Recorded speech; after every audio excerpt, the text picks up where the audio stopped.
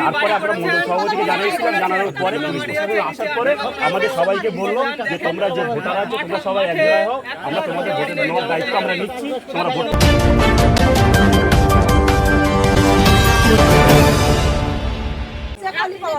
তারপরে আমরা মন্ডল সভাপতিকে জানিয়েছিলাম, জানানোর পরে পুলিশ প্রশাসন আসার পরে আমাদের সবাইকে বললো যে তোমরা যে ভোটার আছো তোমরা সবাই এক জায়গায় হও, আমরা তোমাদের ভোটে নেওয়ার দায়িত্ব আমরা নিচ্ছি, তোমরা ভোটটা দিয়ে দাও। ওনারা থেকে আমাদের ভোটটা দিয়ে নিয়েছি, আমরা ভোট সুস্থভাবে দিয়েছি। আচ্ছা যাই হোক, আমরা তো জানি না ওটা।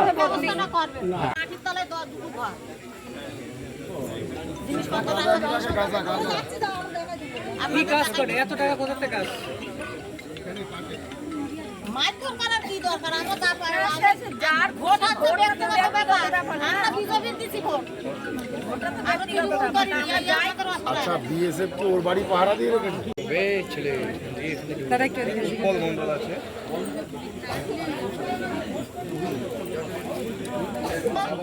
এর হাত বেশি দিয়েছে, এর হাত পা সব আরে এই প্রতিদিন লাগতো আমার মনে হয়েছে যে এখানে টিএমসির মাধ্যমে উগ্রপন্থী পয়দা হচ্ছে।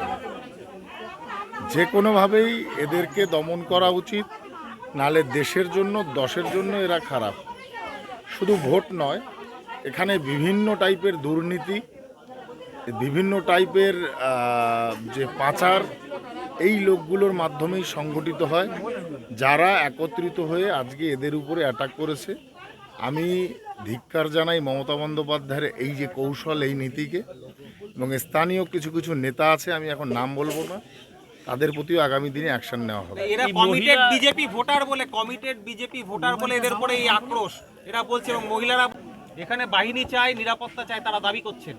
আশা করি নিরাপত্তার ব্যবস্থা করা যাবে, উচিত নিরাপত্তা, নাহলে এদেরও বাড়িতে রাত্রেবেলা থাকা মুশকিল হবে। এদের উপরে কি হবে সেটা বোঝাই যাচ্ছে এর পরে, এই পরিস্থিতির পরে। হ্যাঁ, কালকেই জানানো হয়েছে, গতকালকেই জানানো। একই, সেটাই তো বললাম আমি, যেই পরিস্থিতিতে এদেরকে প্রোটেকশন না দিলে আমার মনে হয় না এরা থাকতে পারবে এখানে। আর বাংলায় এত, এই পুরো স্বরূপনগরের এই এলাকাটা পুরো জঙ্গি গোষ্ঠী পয়দা করার একটা মানে এখানে কারখানা তৈরি হয়েছে।